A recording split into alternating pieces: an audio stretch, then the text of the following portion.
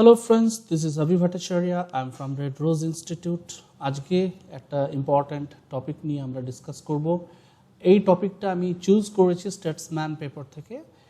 আমাদের আজকের ফোকাস হচ্ছে গ্রামার্স, ইংলিশ গ্রামার, ভোক্যাবুলারি এবং সেন্টেন্স ফর্মেশন নিয়ে, এবং ইউপিএসসি, ব্যাংকিং এবং কম্পিটিটিভ এক্সামসের জন্য আমাদের যে গ্রামার্সগুলো, daily grammars dose is important, সেগুলো নিয়ে আমরা ডিসকাস করব। এবং I hope that you will definitely follow all these things to get definitely good marks in your exam. So let us start. শুরু করা যাক। প্রথমে দেখো, a long shadow. a long shadow কেন বলছে? দীর্ঘায়িত একটা ছায়া। কেন দীর্ঘায়িত ছায়া কেন বলছে? তার কারণ a long shadow এটা একটা জাস্ট একটা রূপকার্থে ব্যবহার করা হচ্ছে। এটাকে বলা হচ্ছে ভারতের অর্থনীতির উপরে একটা লম্বা ছায়া পড়ছে। কেন পড়ছে? The recent Chinese moves against India, China যে ভারতের এগেনস্টে যে রিসেন্টলি যে পদক্ষেপগুলো নিয়েছে, তারা যে যুদ্ধের পরিস্থিতি তৈরি করেছে, তারা যে 20 জন জওয়ানকে হত্যা করেছে, এবং এই বীর জওয়ান যে 20 জন শহীদ হয়েছে, এবং সেটা কেন হয়েছে? এটা চায়নার অত্যন্ত অ্যাগ্রেসিভ একটা অ্যাটাকের জন্যই এটা হয়েছে। কোথায় হয়েছে? ইন লাদাখ। আমরা জানি লাদাখ একটা প্লেস, ভারতের সেই জায়গাটা অত্যন্ত আইসোলেটেড প্লেস, এবং সেখানে ইন্দো চায়না বর্ডার, এবং এই বর্ডারে কিন্তু সৈন্যরা প্রতিনিয়ত they are ready to guard the border line to save their motherland. So কেন? দ্যাট রেজাল্টেড, এই যুদ্ধের ফলে কী হয়েছে? That resulted in the killing of 20 Indian soldiers, যার ফলে কী হয়েছে না 20 জন সোলজার্স, আমাদের ভারতীয় বীর সেনা, তারা নিহত হয়েছে। এবং should get an appropriate response, তা আমাদের এই জওয়ানের যে রক্ত, এটা ব্যর্থ হবে না, এবং সেটা তাদের যে বীর, তারা যে তাদের জীবন বিপন্ন করলো, তারা যে তাদের জীবন বলিদান দিল আমাদের মাদারল্যান্ডের জন্য, সেটা definitely we must get appropriate response, এবং China should get definitely a bitter response from India. Prime Minister Narendra Modi has rightly said, কি বলেছেন তিনি? India honors the spirit of friendship. Bharatvarsha কিন্তু সবসময় সম্মান করে, honors কাকে করে? the spirit of friendship, এই বন্ধুত্বের যে বাতাবরণটাকে, বন্ধুত্বকে কিন্তু সবসময় ভারতবর্ষ সাপোর্ট করে, সম্মান করে। কিন্তু তার মানে কিন্তু ভারতবর্ষকে দুর্বল বা উইক ভেবে নেওয়াটা ঠিক হবে না। শি ইজ অলসো কেপেবল, কিসের সমর্থ? Of giving an appropriate response to any adversary without shying away. যদিও ভারতবর্ষ,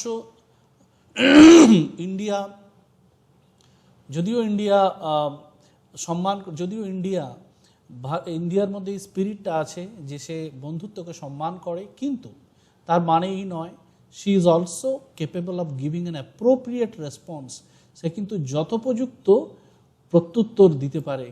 কাকে পারে? টু এনি অ্যাডভার্সারি মানে কি? এটা একটা নিউ ওয়ার্ড। অ্যাডভার্সারি মানে হচ্ছে প্রতিদ্বন্দ্বী, অর্থাৎ ভারতবর্ষ তার যে কোনো প্রতিদ্বন্দ্বীকে সমুচিত জবাব দিতে সক্ষম, without shying away, নির্লজ্জভাবে।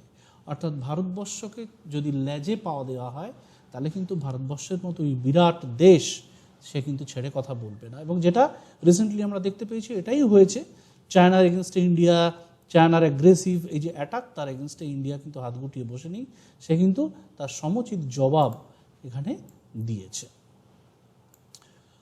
However,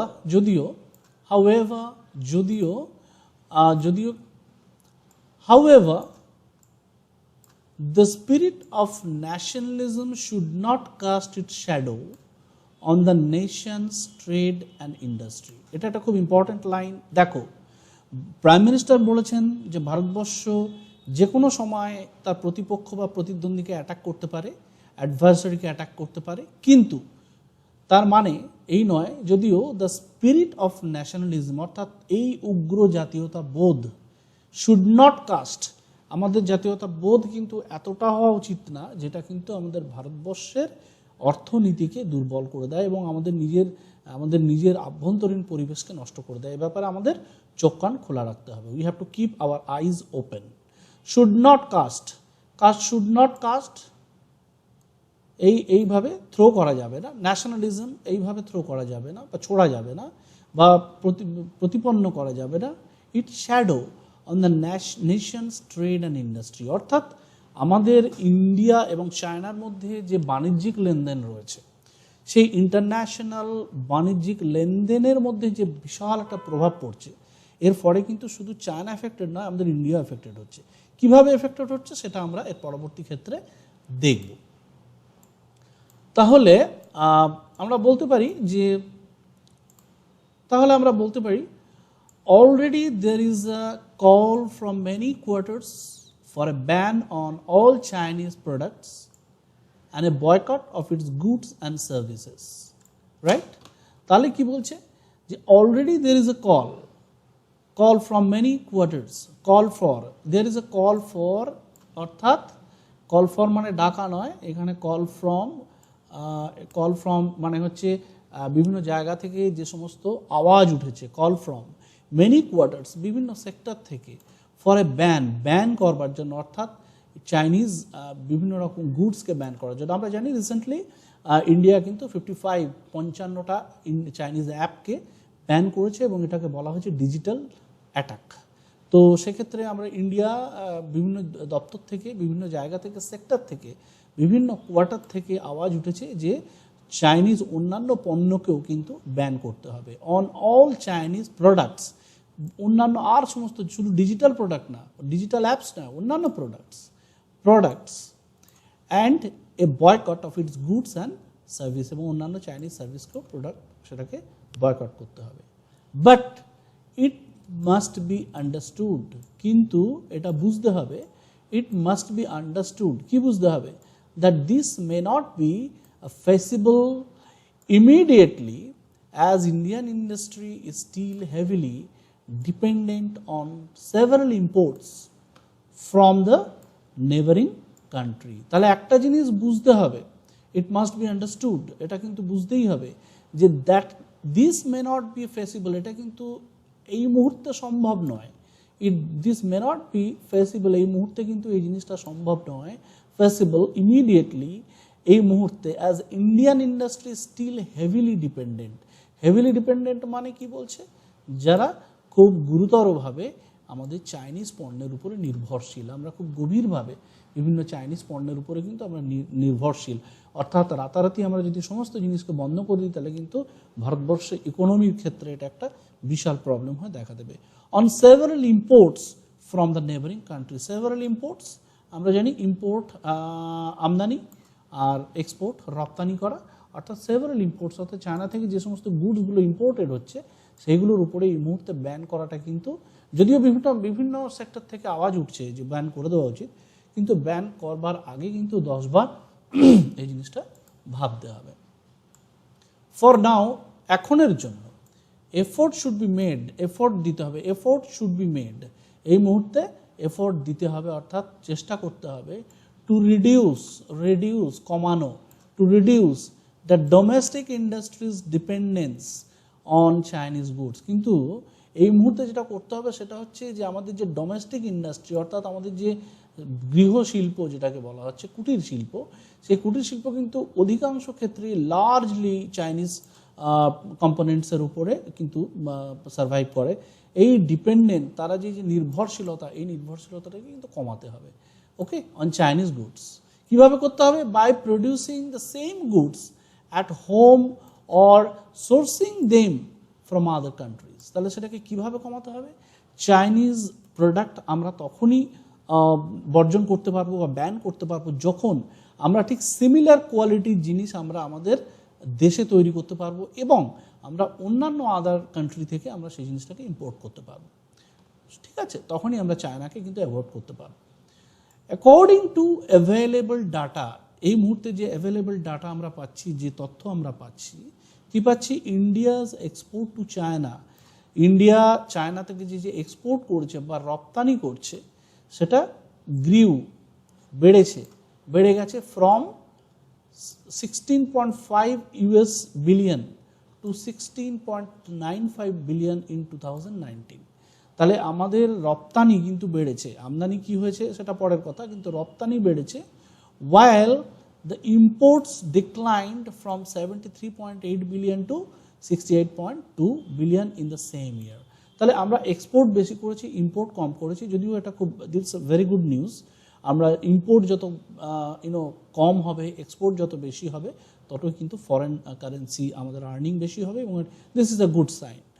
In effect, the country's dependence on China has to be reduced.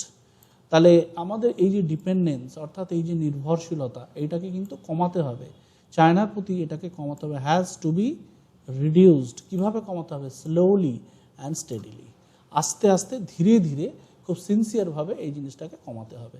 এটা কিন্তু ওভারনাইট করা সম্ভব নয়। ওকে, চলো তাহলে নেক্সট পার্টে দেখে নিই কী বলছে। নেক্সট পার্ট বলছে sector wise India's automobile and pharmaceutical industries import several critical components.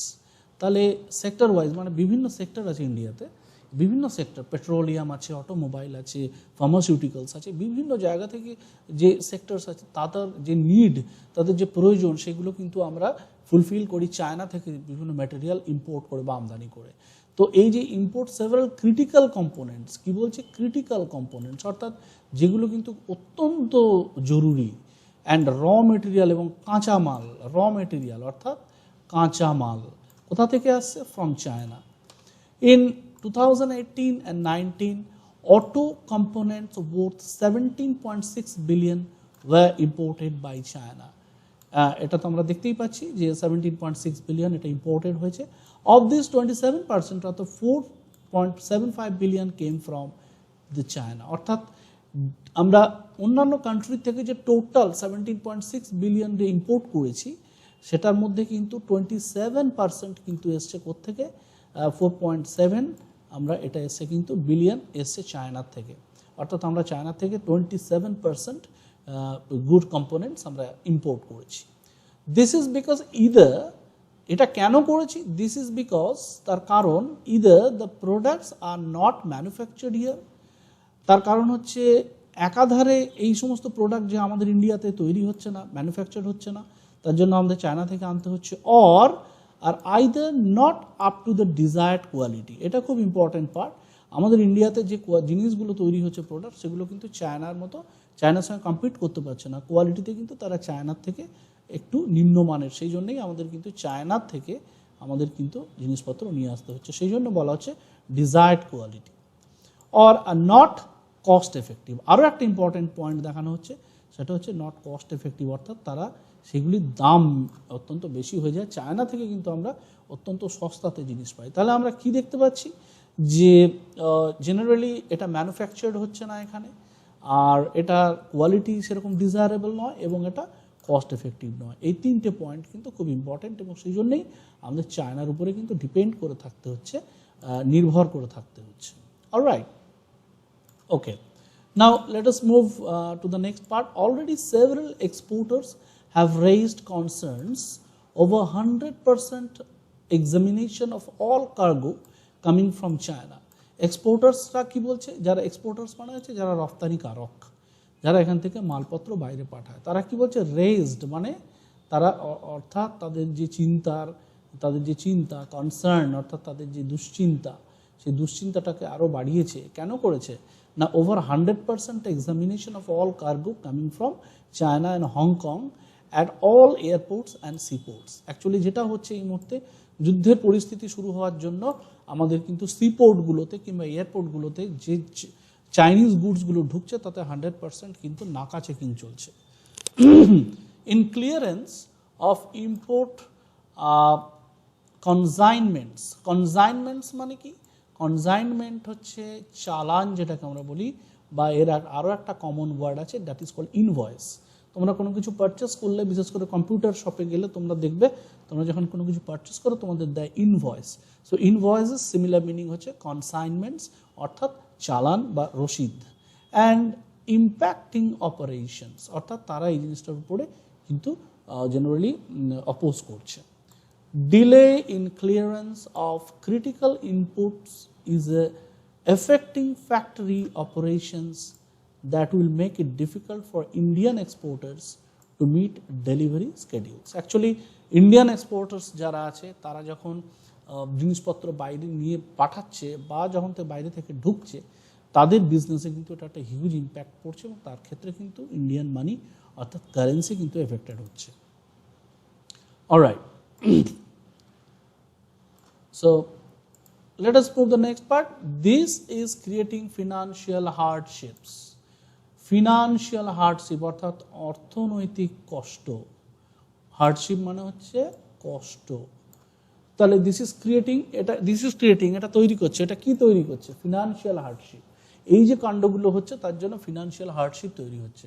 কার জন্য হচ্ছে? ফর ইন্ডাস্ট্রি, আমাদের কলকারখানার জন্য তৈরি হচ্ছে। কারণ কি? Because payment for imports have already been made.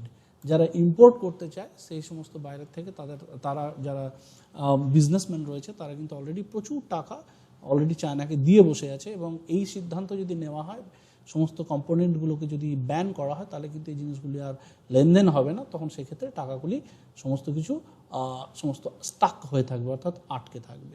Fine. Detailed security can be made in case of finished goods, consignments, and not for raw materials, containers. For that will harm domestic industry if the cost of import is raised for import, for production of items, for export, and also for domestic consumption. তাহলে এর যে ফল, সুদূর প্রসারী ফল কি হতে পারে? এর ফল হচ্ছে যে গুডস যদি না ইন্ডিয়ান সয়েলে ঢোকে, বাইরের থেকে মালপত্র যদি না আসে তাহলে কি হবে? সরি, তাহলে কিন্তু আমাদের প্রোডাকশন বন্ধ হয়ে যাবে, কারণ প্রচুর প্রোডাকশন কিন্তু ডিপেন্ড করে আছে চাইনিজ গুডসের উপরে। প্রোডাকশন বন্ধ হয়ে গেলে কি হবে? Consumers will have to pay মোর। যারা কনজিউমার্স রয়েছে তারা আমাদেরকে পে করতে হবে বেশি, কারণ আমরা জিনিসটা কোয়ালিটি জিনিস পাচ্ছি না এবং আমাদেরকে স্যাক্রিফাইস করতে হবে এবং আমাদেরকে আরও বেশি দাম বেড়ে যাবে এবং দাম দিতে হবে। In case of consumer electronics and appliances sector, consumer electronics and appliances মানে কি? যন্ত্রাংশ। অ্যাপ্লায়েন্সেস পার্টস, ডিভাইস, যন্ত্রাংশ, অ্যাপ্লায়েন্সেস সেক্টর।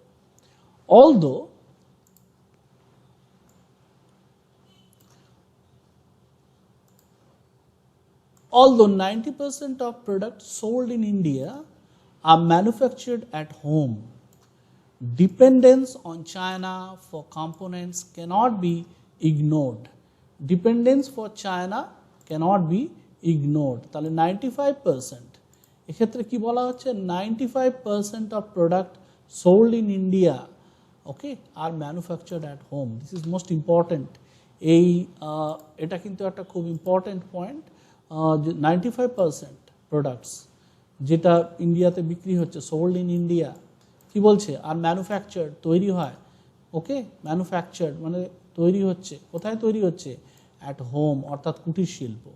অর্থাৎ আমাদের যে ছোট বা ক্ষুদ্র শিল্প যেগুলো আছে সেগুলো কিন্তু বেশিরভাগই কিন্তু ডিপেন্ড করে আছে, 95% ডিপেন্ড করে আছে কার উপরে? না চাইনিজ ইম্পোর্টের উপরে। অন ডিপেন্ডেন্স অন চায়না, কার উপরে? অন চায়না, কিসের জন্য? ফর কম্পোনেন্টস, অর্থাৎ জিনিসপত্রের জন্য। ক্যানট বি ইগনোর্ড, এটাকে কিন্তু অস্বীকার করা যায় না। এটাকে আমরা হয়তো উগ্র জাতীয়তাবোধ দেখে হয়তো বলতে পারি যে এক্ষুনি সব ব্যান করে দাও, কিন্তু ব্যান করে দেওয়াটা কিন্তু সুদূর প্রসারী খুব একটা বুদ্ধিমানের কাজ না বা বিবেচকের কাজ না, যেটা এক্সপার্টরা বলছেন, কারণ ইট ক্যানট বি ইগনোর্ড, এটাকে ইগনোর করা যাবে না। As of now, dependence on Chinese components ranges between 25 to 75%, which cannot be reduced overnight. এটা খুব ইম্পর্ট্যান্ট একটা লাইন, cannot be reduced, অর্থাৎ এই মুহূর্তে কমিয়ে আনা যাবে না। 25 থেকে 70%, অর্থাৎ 25 থেকে 70%, শতকরা 70% ওভারনাইট, অর্থাৎ রাতারাতি কিন্তু এটাকে কমিয়ে আনা সম্ভব নয়। While the country's strategic interests of vital importance, decisions taken by the government, তাহলে আমাদের দেশের যে স্ট্র্যাটেজিক ইন্টারেস্ট আছে, আমাদের দেশের যে নিজস্ব একটা ইন্টারেস্ট আছে, সেই ব্যাপারটাকে মাথায় রাখতে হবে। আর ভাইটাল, সেটাও খুব vital importance, decision taken by the government, decision taken by the government passive voice, গভর্নমেন্টের দ্বারা ডিসিশন যেটা নেওয়া হয়েছে taken by the government must not have the effect of leaving industry paralyzed by the lack of raw material। তাহলে লাস্টে কি বলা হচ্ছে যে হঠাৎ করে কোনো হঠকারী সিদ্ধান্ত সরকারের দ্বারা নেওয়াটা ঠিক হবে না, কারণ তাতে the effect of living industry, অর্থাৎ ইন্ডাস্ট্রিকে, সমস্ত ক্ষুদ্র শিল্প অর্থাৎ ভারতবর্ষের যে ইন্ডাস্ট্রির যে ভবিষ্যৎ বা তার যে ভবিষ্যৎ, সেটা কিন্তু অনেকাংশেই নির্ভর করছে এই হঠকারী সিদ্ধান্তের উপরে। কারণ তার ফলে যেটা হবে যে প্যারালাইজড, অর্থাৎ পক্ষাঘাতগ্রস্ত হয়ে পড়া, প্যারালাইজড হয়ে পড়া, বা আমরা বলতে পারি যে পক্ষাঘাতগ্রস্ত হয়ে পড়া, industry paralysed by the lack of raw material, অর্থাৎ কাঁচামালের অভাব। তাহলে আমরা কি দেখতে পাচ্ছি এখানে, আমরা যদি আবার মুভ ব্যাক করি তাহলে we can again see long shadow. Long shadow কেন পড়ছে? এটা একটা দীর্ঘ ছায়া পড়ছে কার উপরে? একটা পরবর্তী ক্ষেত্রে একটা অশনি সংকেত আমরা দেখতে পাচ্ছি, যেটাকে আমরা বলেছিলাম আগের দিন, আমরা যেটা বর্ডারের ক্ষেত্রে হয়েছিল স্ট্যান্ড অফ, সেটা নিয়ে আমরা আলোচনা করেছিলাম। লং শ্যাডো, সেটা একটা গভীর চিন্তার ভাঁজ পড়ছে কপালে, কি নিয়ে না কাঁচামাল নিয়ে। কারণ আমরা বেশিরভাগ কাঁচামাল কিন্তু চায়না থেকে আমরা ইম্পোর্ট করি, এবং এই মুহূর্তে যদি একটা ব্যান হয় তাহলে কিন্তু আমরা চাইনিজ রাতারাতি যদি হয় তাহলে কিন্তু আমাদের ভারতীয় ইন্ডাস্ট্রি সেক্ষেত্রে এই মুহূর্তে একটা বিশাল ক্ষতির সম্মুখীন হবে, এবং সেই সম্মুখীন সুদূর প্রসারী ফল কিন্তু সেটার খারাপ হবে। অতএব ব্যান করাটা হচ্ছে ডেফিনেটলি কর্তব্য, কারণ আমাদের চায়নার যথাযোগ্য জবাব আমাদের দিতেই হবে, যেটা প্রাইম মিনিস্টার মোদি বলেছেন যে আমরা জানি কিভাবে বন্ধুত্বকে সম্মান করতে হয়, কিন্তু আমাদের ভারত মাতা এটাও জানে, শি ইজ ক্যাপেবল, সে সক্ষম, গিভিং অ্যান অ্যাপ্রোপ্রিয়েট রেসপন্স, যথাযুক্ত প্রত্যুত্তর টু এনি অ্যাডভার্সারি। অ্যাডভার্সারি মানে প্রতিদ্বন্দ্বী, যে কোনো প্রতিদ্বন্দ্বীকে উত্তর দেওয়ার জন্য সক্ষম, ওকে, নির্লজ্জভাবে সেটা সক্ষম, কিন্তু সেটার পিছনে একটা স্ট্র্যাটেজিক কারণ আমাদের দরকার। রাতারাতি কোনো জিনিস ভুল সিদ্ধান্ত না নিয়ে আমাদের যেটা নিজস্ব উন্নতির স্বার্থে, আমাদের দেশের উন্নতির স্বার্থে সেই জিনিসটাকে চালিয়ে যাওয়া দরকার। এটা ছিল স্টেটসম্যান পত্রিকার আজকের রিভিউ, এডিটোরিয়াল রিভিউ। এটার থেকে আমরা অনেক কিছু নতুন ওয়ার্ডস শিখলাম, সেই ওয়ার্ডসগুলোকে তোমরা আরেকবার ভালো করে ভিডিওগুলোকে রিভিউ করে দেখে নেবে, you can write it down এবং ভালো করে প্র্যাকটিস করে নেবে। Speaking and writing and competitive exams, banking and UPSC এসএসসির ক্ষেত্রে ওটা খুব ইম্পর্ট্যান্ট, ফলো করো। যদি কোনো কোয়েশ্চেন্স থাকে নিজে কমেন্ট বক্সে কমেন্ট করো, I will try to answer all the questions. Thank you so much. See you next time. Till then, you all take care. Bye-bye.